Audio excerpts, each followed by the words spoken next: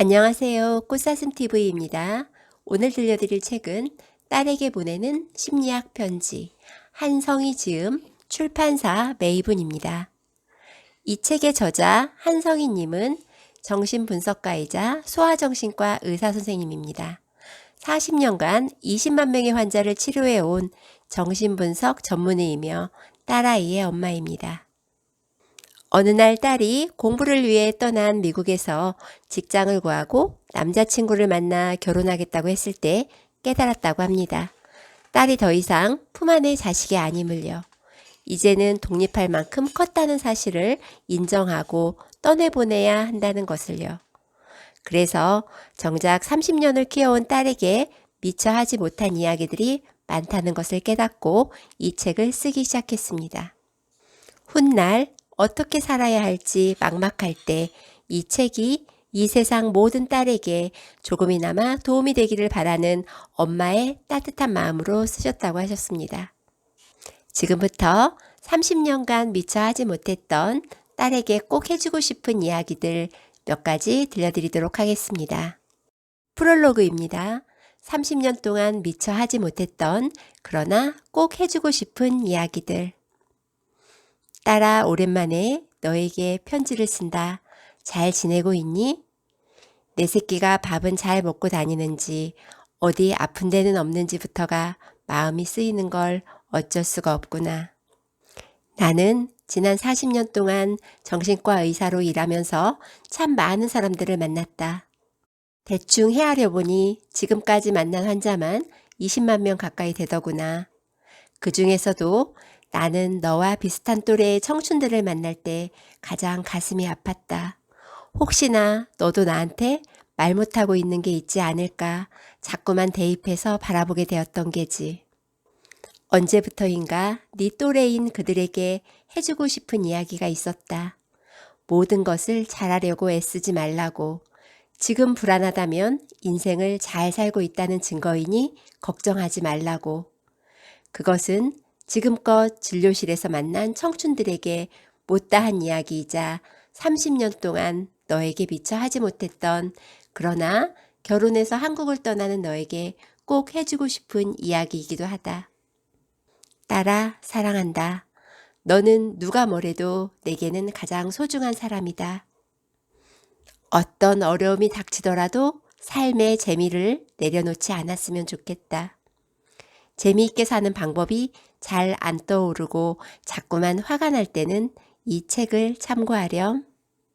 우리 딸 그리고 세상의 모든 딸들아 파이팅이다. 1. 못된 딸이 되라. 너는 이제껏 누군가의 딸이었고 누군가의 친구였고 누군가의 선후배였으며 어느 회사의 직장인이었다. 그런데 결혼을 하는 순간 너는 누군가의 아내, 누군가의 며느리가 되었고 앞으로 누군가의 엄마가 될지도 모른다.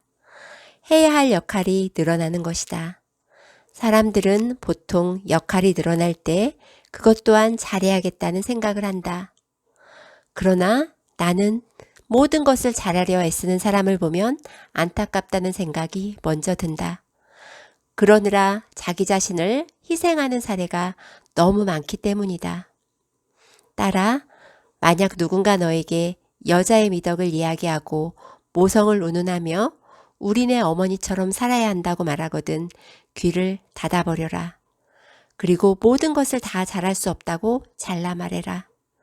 만약 상대방이 참 못됐다라고 말하면 칭찬으로 들어라. 그래야 많은 역할을 하면서도 중심을 잃지 않을 수 있으며 너 자신을 지킬 수 있다. 2. 아무도 너에게 슈퍼우먼이 되라고 하지 않았다.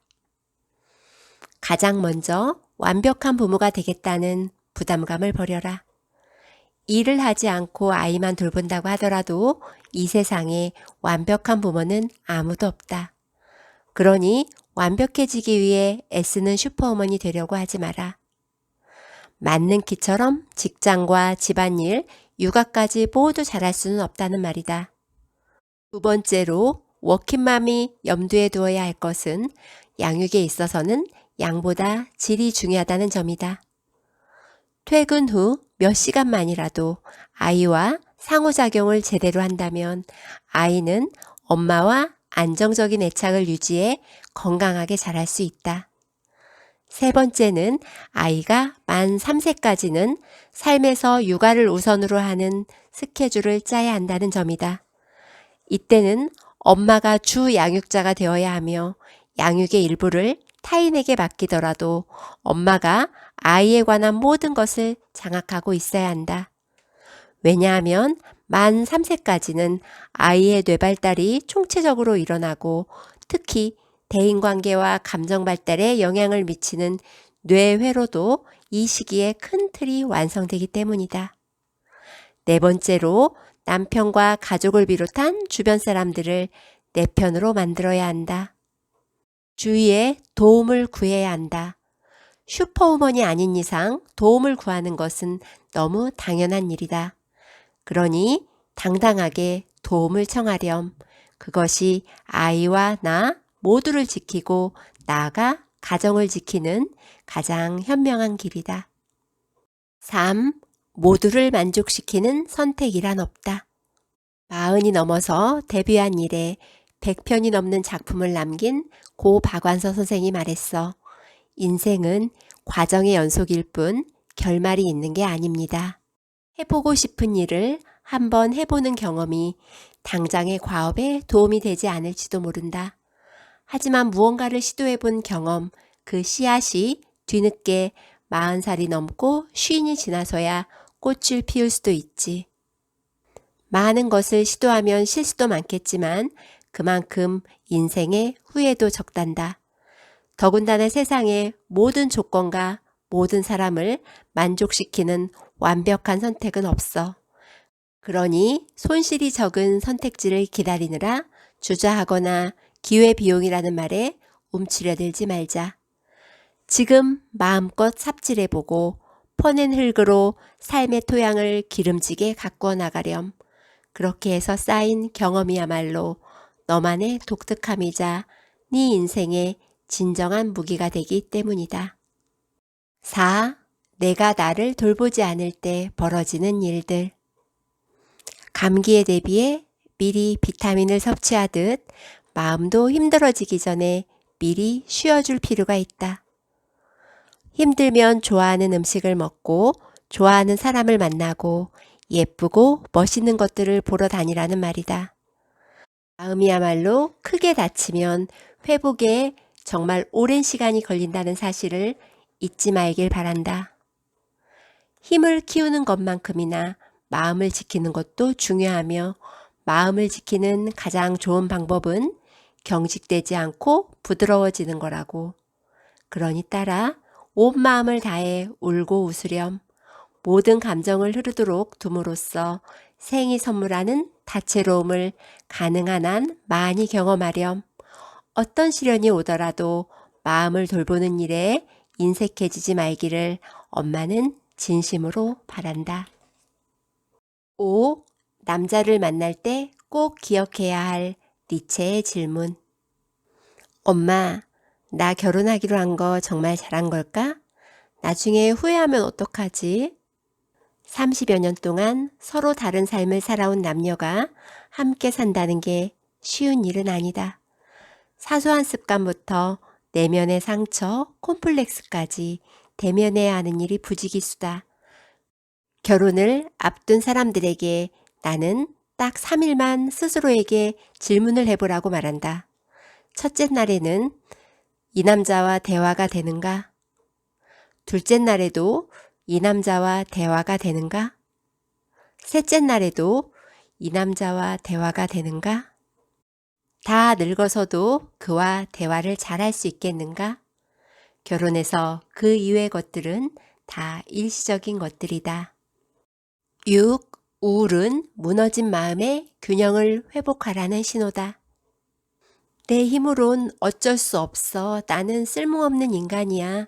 나는 행복할 가치가 없어. 우울이 지속된다 싶으면 지체 말고 도움을 청해야 한다.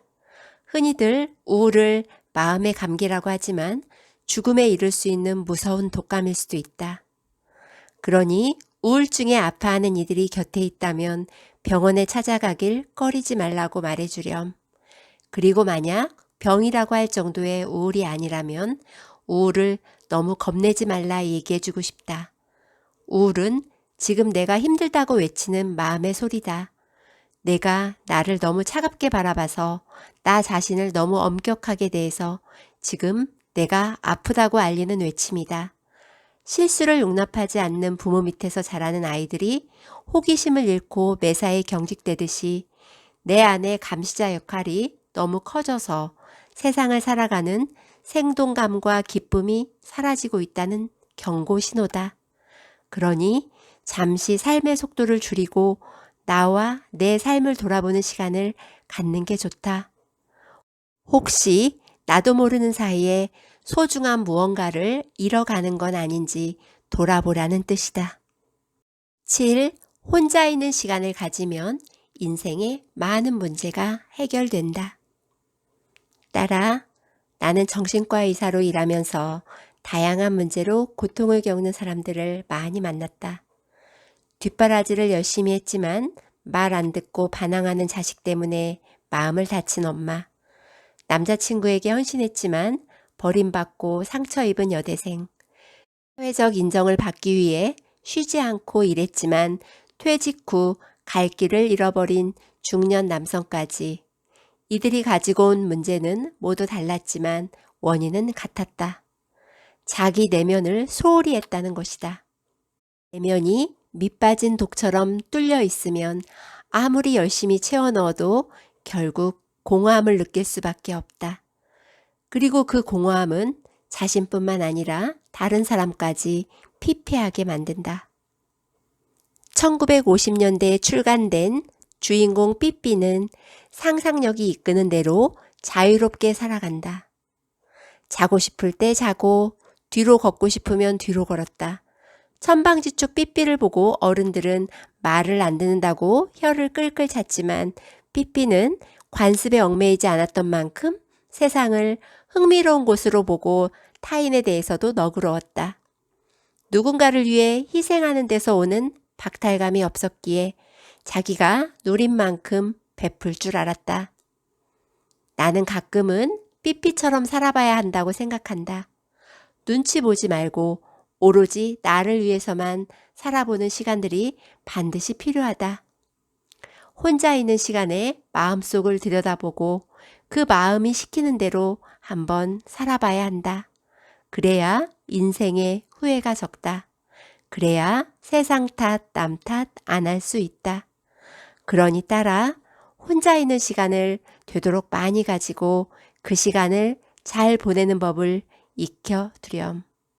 8. 지금 불안하다면 인생을 잘 살고 있다는 증거다. 우리는 왜 이렇게 걱정이 많은 걸까? 10대는 원하는 대학에 못 들어갈까봐 걱정이고 20대는 취업이 안 되어서 불안해한다.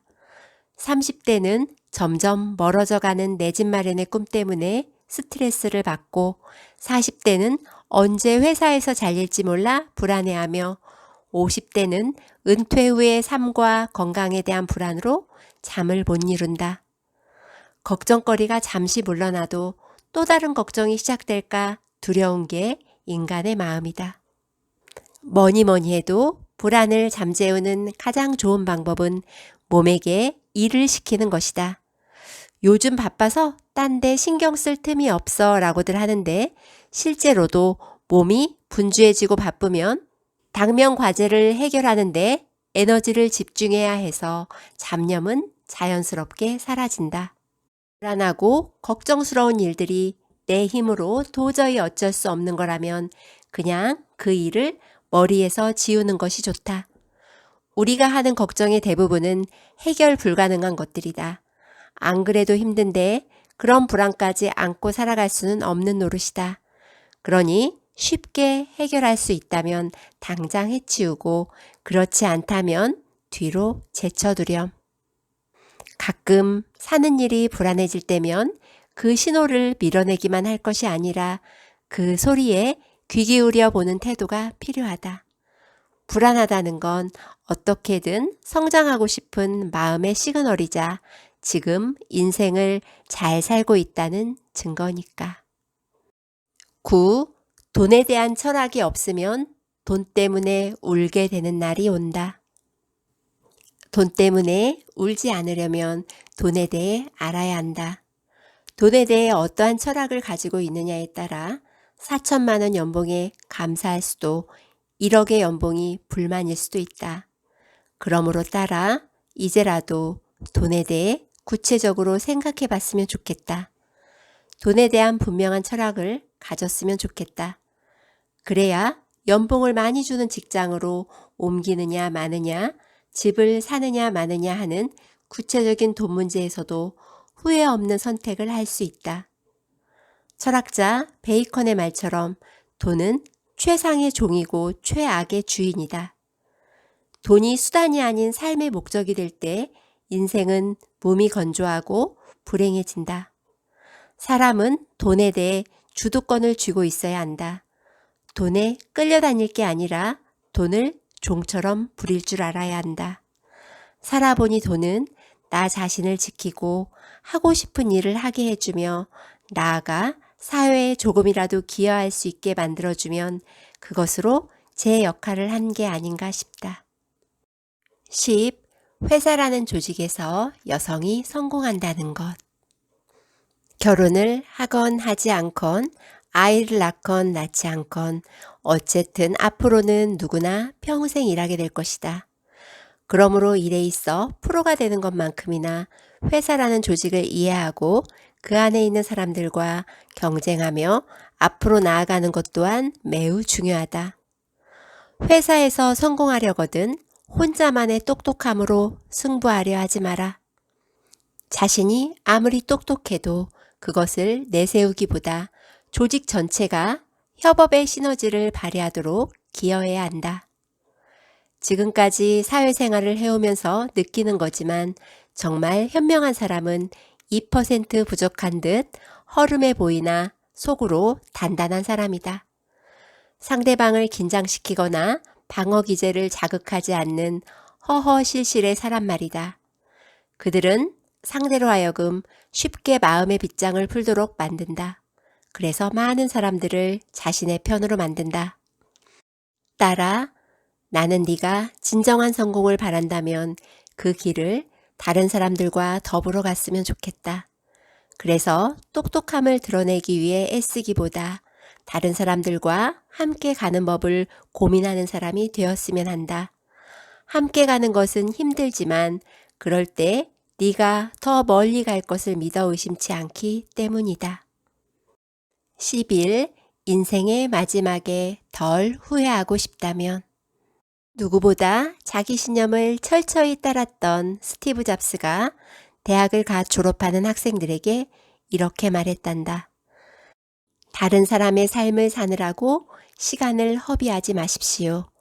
다른 사람들이 생각한 결과에 맞춰 사는 함정에 빠지지 마십시오.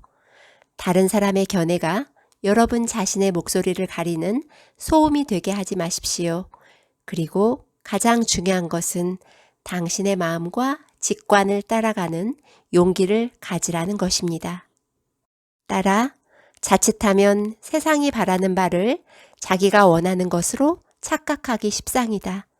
그럴수록 나에 대한 고민을 놓지 말아야 한다. 그 무엇보다 내 마음, 내 생각, 내 목소리에 관심을 기울여야 한다. 아무리 바람이 불어도 흔들리지 않고 자기 길을 가는 사람들, 그들은 내면의 목소리를 따라가는 사람들이다. 따라 너무 주위 사람들의 기대에 맞춰 사느라 소중한 삶을 낭비하지 마라. 그들이 너의 삶을 대신 살아주지 않는다. 그러니 그냥 너는 너의 목소리를 따라가거라. 12. 어설픈 이기주의자가 아닌 단단한 개인주의자로 살아갈 것. 스스로를 개인주의자라고 칭하는 문유석 판사의 개인주의자 선언 도입부에는 이런 규절이 실려 있단다. 나는 그저 이런 생각으로 산다. 가능한 한 남에게 폐나 끼치지 말자. 그런 한도 내에서 한 번 사는 인생 하고 싶은 것 하며 최대한 자유롭고 행복하게 살자. 인생은 즐기되 이왕이면 내가 할 수 있는 범위 내에서 남에게도 잘해주자. 남에게 피해를 주지 않는 한도 내에서 살아있는 동안 최대한 다양하고 소소한 즐거움을 느껴보다가 아무것도 남기지 않은 채 조용히 가고 싶은 것이 최대의 야심이다. 따라 생각해보면 우리는 오랫동안 이타주의와 이기주의만 존재하는 세상에서 살았던 것 같구나. 비난의 화살을 피하려고 나를 희생하는 이타주의와 일방적으로 손해만 보고 살지 않겠다는 날선 이기주의 사이에서 새로운 길을 모색하지 못했던 거야. 그러나 둘 사이에 단단한 개인주의 길이 있다. 인생의 중심에 나 자신을 두고 타인의 부당한 요구를 당당하게 거절하되 타인과 더불어 살아가기 위해 양보와 배려를 기꺼이 베푸는 건강한 삶이 가능하다는 뜻이다. 나밖에 모르는 어설픈 이기주의자들은 겉보기엔 영리하게 인생을 사는 것 같지만 실은 타인을 수단으로 여기기 때문에 진실한 행복감을 느낄 수 없는 불행한 사람이란다. 13. 어떤 삶을 살든 사랑만큼은 미루지 말 것. 사랑을 하고 사랑을 받는다는 것은 인간에게 주어진 최고의 기쁨이다. 그러니 어떤 경우에라도 타인을 사랑하는 일만큼은 보류하지 말자. 인간은 스스로 자신을 완성할 수 없다. 꽃도 벌이 날아와 당분의 균형을 잡아주고 애벌레가 꽃잎의 표면을 매끄럽게 해주듯 인간에게도 타인의 손길만이 채울 수 있는 공백과 결핍이 분명히 존재한다. 그리고 그 빈자리는 내가 타인에게 사랑을 기꺼이 나누어 주고자 할 때 채워지는 것임을 잊지 말아야 한다. 따라 언제든 노력하지 않으면 사랑은 한순간에 깨질 수 있다는 사실을 기억했으면 한다. 서로의 삶을 나누며 따뜻함과 편안함 속에 살아가는 것, 서로의 존재를 진실로 감사하게 생각하는 것, 그것은 사랑하는 사람들이 누릴 수 있는 최고의 행복이지만 그저 결혼해서 같이 산다고 얻어지는 건 아니란다. 평생 서로 노력해야 한다. 그러니 따라 후회 없이 사랑하거라. 14. 인생 별거 없다. 그냥 재미있게 살아라. 너도 알다시피 내 어머니는 6.25 전쟁을 겪었고 남편을 먼저 떠나보내고 30여 년 동안 홀로 외로이 사셨다. 젊어서는 6명의 아이를 키워내느라 새벽부터 잠들 때까지 아이들 뒤치다꺼리에 한시도 쉴 틈이 없었지.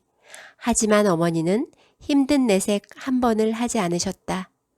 그래서인지 내게 남아있는 어머니에 대한 기억은 질경이처럼 끈질기고 강인한 생활력, 지칠 줄 모르는 생명력 같은 것들이다. 어머니는 내가 힘들다고 투덜댈 때마다 그렇게 말씀하였다. 인생 별거 없다. 재미있게 살아라. 어쩌면 어머니는 살수록 어려운 게 인생이지만 그럴수록 삶의 재미를 놓치지 말아야 한다고 강조하셨던 게 아닐까? 따라 나는 너에게 나중에 어떤 엄마로 기억될까? 바라건대 나는 너에게 멈춰 있지 않고 계속해서 성장하려고 했으며 순간순간 재미있게 생동감을 지니려고 애썼던 사람으로 기억되었으면 좋겠다. 인생에서 한 번 지나간 순간은 2번 다시 오지 않는다. 그래서 그 소중한 시간을 불평이나 한탄으로 날려버리는 것만큼 미련한 것은 없다. 그리고 남들을 이기거나 남들에게 지려고 태어난 것이 아니기에 내 몫만큼 행복하게 살면 그만이다. 그러니 따라 할머니 말씀처럼 삶 속에서 재미를 놓치지 말아라.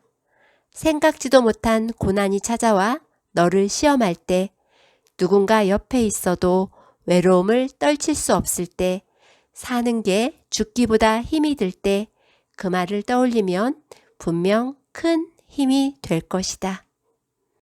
오늘은 한성희님의 딸에게 보내는 심리학 편지 들려드렸습니다. 책 속에 정말 좋은 내용이 많으니 꼭 한번 읽어보시길 추천드립니다. 이상 꽃사슴이었습니다.